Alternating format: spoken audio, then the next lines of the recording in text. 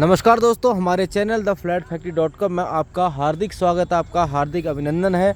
आज जो वीडियो मैं अपलोड कर रहा हूँ, कुछ इन्फॉर्मेशंस है रिगार्डिंग प्रॉपर्टी सेक्टर की, कुछ नए लॉन्चेज की। जैसे स्टॉक मार्केट में IPOs लॉन्च होते हैं, जिस तरह की तादाद जो है दिन ब दिन IPO की बढ़ती जा रही है, उसी तरह सेक्टर 10 और 12 में नए प्रोजेक्ट लॉन्च होते जा रहे हैं, वो भी काफ़ी प्रीमियम रेट पर। क्योंकि यहाँ पे जो भी लैंड पार्सल है वो 5, 6, 7 एकड़ से बड़ा नहीं है। मतलब मैक्सिमम 7 एकड़ का एक लैंड पार्सल होता है, मिनिमम 4.5 to 5 एकड़ का लैंड पार्सल है, और साथ में सर्विस रोड के साथ साथ ग्रीन बेल्ट भी आती है। तो बहुत ही उम्दा लोकेशन होने के साथ साथ में डेवलपर भी खास ध्यान रख रहे हैं कि जो भी उनके इन्वेस्टर या बायर होंगे उनको बेहतरीन रेट मिले, या जो रहने वाले लोग हों उनको रहने में सभी सुविधाएं आसानी से मिले, और उनकी जो है वैल्यू क्रिएशन होती रहे, उनकी प्रॉपर्टी में एसेट क्रिएशन होती रहे, वैल्यू एप्रिसिएशन होती रहे। ये नॉर्मल जो बिल्डर यहाँ डेवलपर काम करें उनकी भी यही मानसिकता है। तो ये नया प्रोजेक्ट लॉन्च होने वाला है सेक्टर 10 में, बहुत ही जल्दी ही लॉन्च होने वाला है। कॉर्नर प्लॉट है। इसमें जो साइजेस हैं 3 BHK 1400, 3 BHK 3 washroom 1680, 3 BHK plus servant 1900, 4 BHK plus 4 toilet 2100, 4 BHK plus servant 2400। And माइवन construction में है। सीलिंग हाइट 11 फीट की रहेगी, डोर हाइट 8 फीट की रहेगी, अमेरिकन स्टैंडर्ड का सैनिटरी रहेगा, ट्रिपल हाइट इंट्रेंस लॉबी रहेगी। तो ये जो लैंड पार्सल है टोटल जो है 5.5 एकड़ का है, और टोटल इसमें 4 टावर बनेंगे, जिसमें पोडियम प्लस 30 फ्लोर की बिल्डिंग होगी। तो सिर्फ 4 टावर बनेंगे, पोडियम प्लस 30 फ्लोर की हाइट होगी।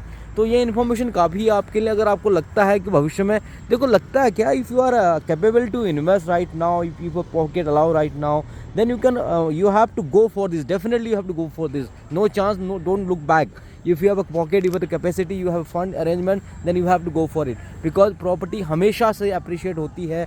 अगर आप 15, 20, 25 साल या फिर अपने दादा नाना की अगर दौर में जाएं, हिस्ट्री में जाएं, इतिहास में जाएं, या उस ज़मीन को देखें जब आप छोटे से थे, या फिर आप जो है पैदा भी नहीं हुए, तब के अगर प्राइजिंग देखो तो ज़मीन और आसमान का फासला है। जी हाँ, ये ज़मीन दिख रही है और ये आसमान है, प्राइजेस में इतना ही फासला हो गया है। आप मुझसे सहमत होंगे। मैं अपने आप को डिफेंस या फिर कुछ ऐसा नहीं कह रहा हूँ कि मैं ज़बरदस्ती इंसिस्ट कर रहा हूँ लेने के लिए, बट जिसकी कैपेसिटी है, फंडिंग है, या फिर जो देख रहे हैं उनको ले लेना चाहिए। इस उलझन में नहीं रहना है कि लूँ कि नहीं लूँ, क्या होगा, कैसे होगा। भाई साहब, जो होगा अच्छा होगा।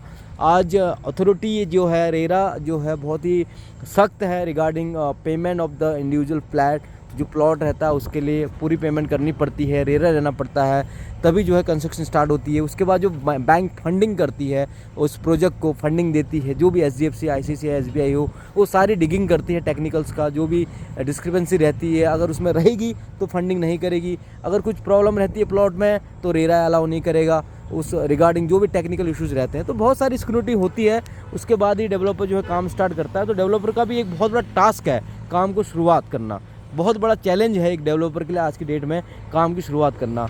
अब बहुत सारे लोगों का लॉस हुआ है प्रीवियसली, जो आप बहुत सारे लोग इससे वाकिफ़ हैं कि जो डेवलपर ने डिफ़ॉल्ट किया है NCLT में है, या जिन्होंने जो प्रोजेक्ट बना के जो है डिलीवर नहीं किया है।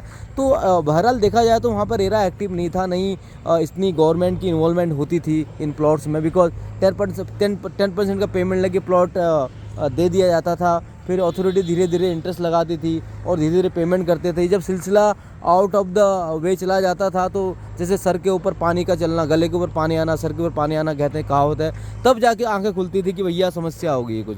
तो यहाँ पर अभी नहीं है, क्योंकि जैसे ATS 5 एकड़ की प्रॉपर्टी प्लॉट, 7 एकड़ का प्लॉट, 7.5 एकड़ का प्लॉट, अपना CVTech इतना बड़ा डेवलपर 3 एकड़ का प्लॉट, महागुण 5 to 7 एकड़ का प्लॉट। तो इस तरह के जो बिल्डर इतने बड़े नामी गिरामी जो थे 15-20 साल में, हमने देखा होगा जो भी डिलीवर किया है, इतने बड़े डेवलपर भी जो है अभी 5-7 एकड़ की सोसाइटी बना रहे हैं।